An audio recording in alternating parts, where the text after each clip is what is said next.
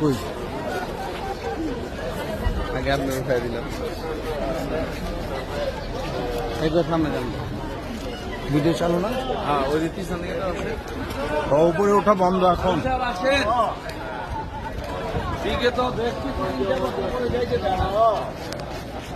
আগে উপরে যাও দেখো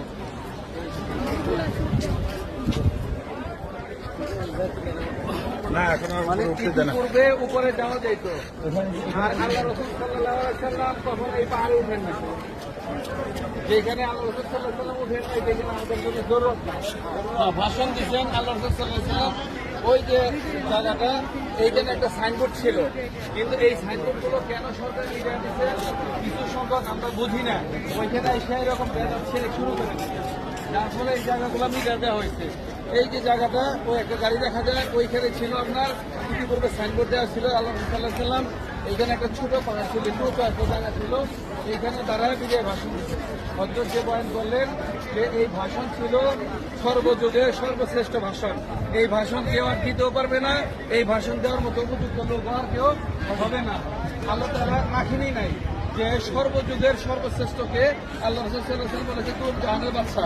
কেন বলছেন যে আল্লাহ তাআলা ওই অবস্থান দিয়ে তৈরি করছেন। কিন্তু আজকে দেখেন আমরা সহজে দেখলাম আসলাম জামালের রহমান পাহাড়ে আসছি কিন্তু এইখান থেকে কি নিয়ে যেতে হবে এইখান থেকে আমাদের তওবার সবক নিয়ে যেতে হবে যে আমাদের কিভাবে তওবা করতে হবে। বলেছে বাবা আদম আলাইহিস সালাম এবং মা হাওয়া আলাইহিস সালাম এরকম দুইজন দুই জায়গা থেকে এইখানে এসে মিলিত হয়েছেন কিভাবে ক্ষমা চাইছেন যে আয় আল্লাহ আপনার নামের পাশে যে নামটি লিখে রাখছেন যে ওই নামের উসিলায় কি করেন আমাকে মাফ করে দেন। তো দেখেন ওই নবীর উম্মত আল্লাহ তাআলা আপনাকে আমাকে এরকম বিনা তার ভক্ত বানিয়েছেন তাই না। তা আমাদের জন্য কত খুশখবরি না আজকে যদি আমরা এই খুশ নসিবটাকে নষ্ট করে ফেলি এতে কাদের দোষ।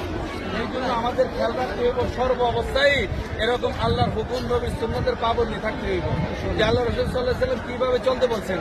হযরত যে বয়ান করলেন যে এইখান থেকে আমরা হজ এই উমরা করতে আসছি এই উমরা যেন আমার জিন্দিগিতে কি করে থাকে এরকম ভাবে লাইগে থাকে আমার জিন্দিগিটাকে এই উমরা হজের সাথে লাগায় রাখবো যাতে আমি দেশে যাই এইভাবে এই নিয়মে চলতে পারি।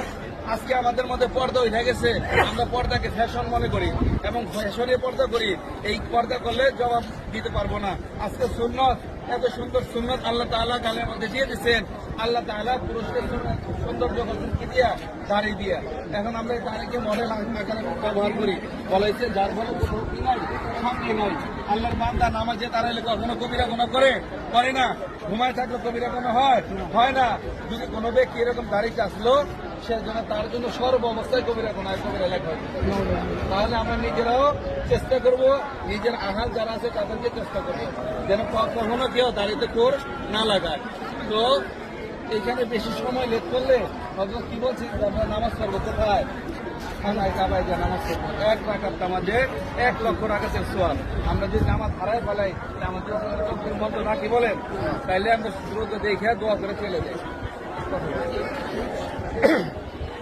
সম্মানিত হাজী সাহেবগণ আমরা সেই ময়দানে অবস্থান করছি সেই ময়দানকে আলাদা ময়দান বলা হয়।